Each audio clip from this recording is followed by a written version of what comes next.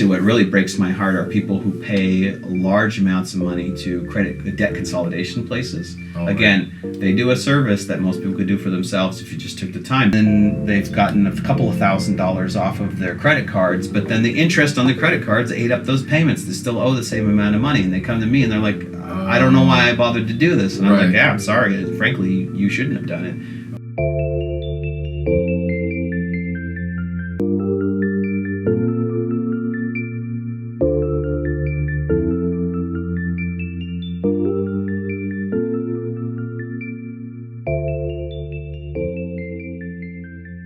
Ryan Alexander, how you doing? Doing good, Jay. So we are continuing in the bankruptcy series of questions. The person has come to the point where they've decided they're going to file bankruptcy. They filed it.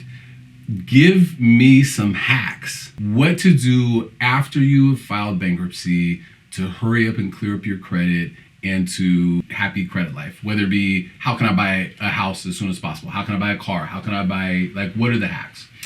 Okay, so when we file the case, it's going to be open for about 5 months. So for 5 months, everything's going to be frozen. If you run your credit report while you're in the bankruptcy, it'll probably actually come up that they can't give you a report.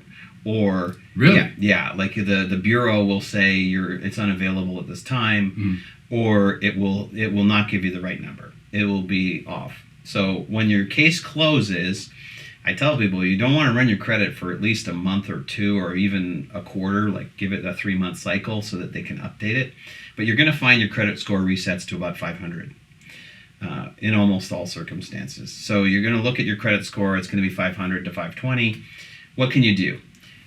One thing you can do, if you have a car during your bankruptcy and you keep it, we can sign a reaffirmation agreement, which tells the court you're keeping the car, you're keeping the payment, and it'll re-report to your credit. It'll stay on your credit report.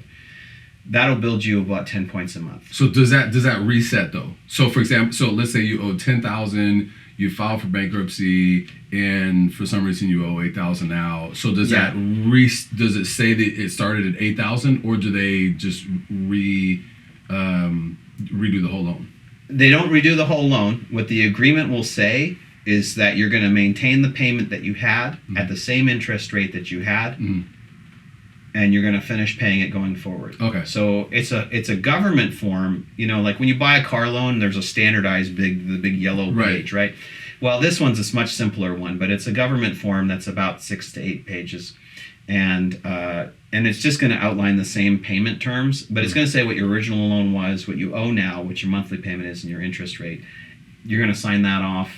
If you decide to reaffirm it, you're going to sign that off. You submit it back to the creditor. They file it with the court. The court will usually approve it, but sometimes no, depending on your income. If you're not showing income now, like if you're currently unemployed, the court won't approve it probably. Gotcha. Right. They will look at it and say, hey, you got to be able to show enough money, and it's good for you because it protects you. If you keep paying your payments, they can't repossess it, even if the debt was discharged in the bankruptcy. Right.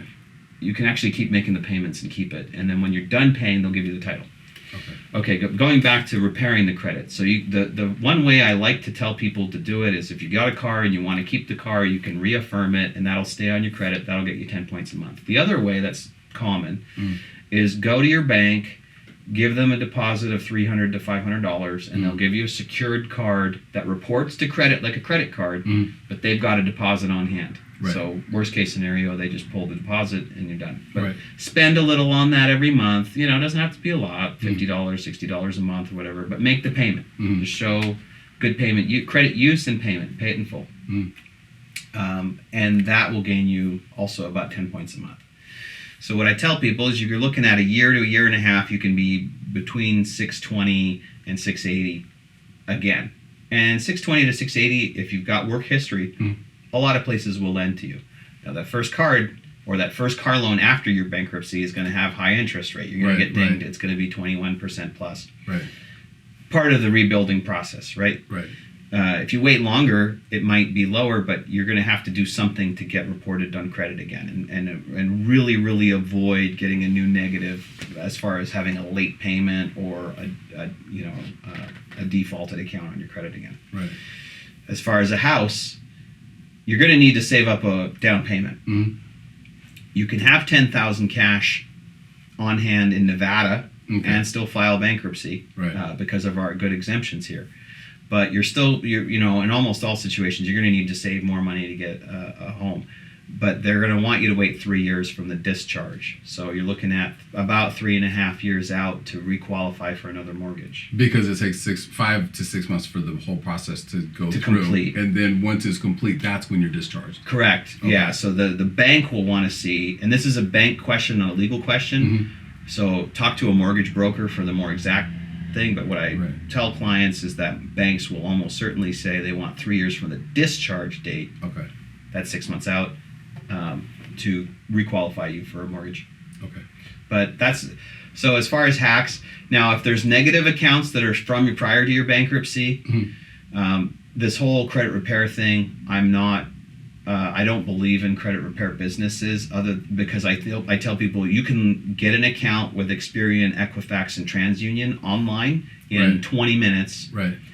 And really, within an hour to 2 hours, you can do exactly what all those businesses say they're going to do for $3,500. Right.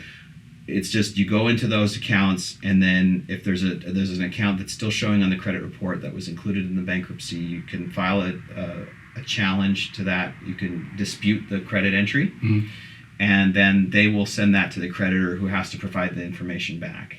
And a lot of them will just pull it off after the bankruptcy anyway. Right. There are some of them that might change the entry to discharged in bankruptcy rather than completely removing it, but a lot of them will just remove it. So you can get those negative entries removed by disputing them. You could do that yourself. You don't need to pay another company to do that. But most of them will drop off. Okay, so to summarize, would be number 1, a secured credit card. Secured credit card and pay it off every month. Okay. Number 2 would be... 2 would be if you have a car, you can keep it and we can build it that way. Right. And then 3 would be several months after your case is done. Right. 3 months to 4 months. Get a new credit report, see if there's any negative entries still on there. Right. And then dispute those entries with Experian, Equifax, or TransUnion yourself. Make an account online and dispute those entries to clean it off. Don't waste your money on the credit repair places. I think it's the same thing. They do a service, but it's a service that you can do for yourself. It's really not super technical. You don't need a license for it. You don't need a specialty. Like bankruptcy, it's hard to do on your own because there's a really certain system. Right. You can file a bankruptcy on your own, but there's a reason that attorneys guide people through the process because do you know what's really crazy? Things. Yeah. So what is the average cost? So I would say for Nevada, for a Chapter 7, fees tend to range between $800 and $2,000. Probably most offices are charging between $1,000 to $1,500. And so, but do you know what's crazy to me about that? Yeah. Is let's say you have 25, 30, 20,000. Let's say the 15,000 is like where you feel people should start to do. Yeah. You can get out from under that for somewhere around $1,000.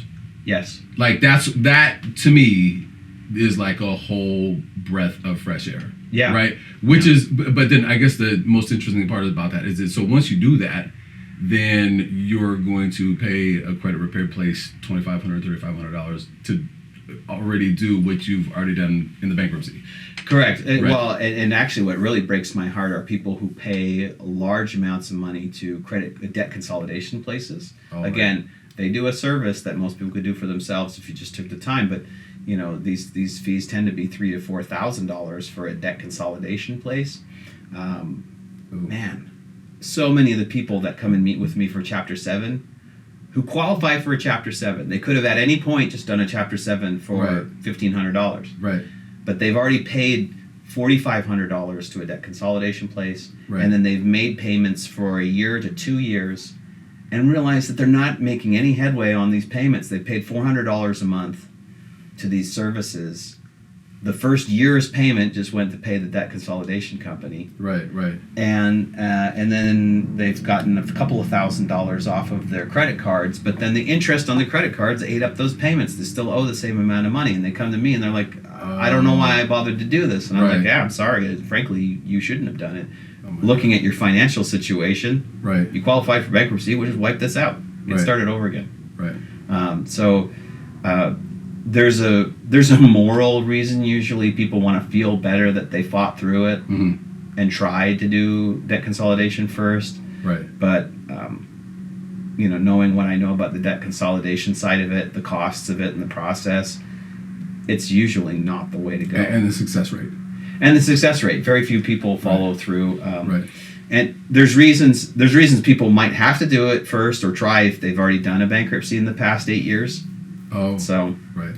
But we could do a Chapter 13 bankruptcy and control it with a court payment. Right. Then with a Chapter 13. For even less money than the $3,500. No, so Chapter 13 fees tend to be higher than Chapter 7. So Chapter 13, usually you're looking around $1,000 down for a fee, and then we take a payment monthly. So we get a monthly payment. But Chapter 13 fees because you maintain it. I'm the person's attorney for 5 years. Right. So yeah, so it ends up being more. Usually, you're looking at about $1,300 up front, like $1,000 fee and $300, but the rest of the payment goes through the court. So, but then they have a relationship with you for the next 5 years. Correct. Okay. Yeah. So I'm the attorney for 5 years. They call me, I gotta respond to them. So what you're saying is my wife should file Chapter 13 so she can get a hold of me because I'm obligated to respond professionally. No, but that Chapter 13 works and it provides protection, but it's usually not the ideal situation. Right. Sounds like it. Okay. All right. Well, thank you for that.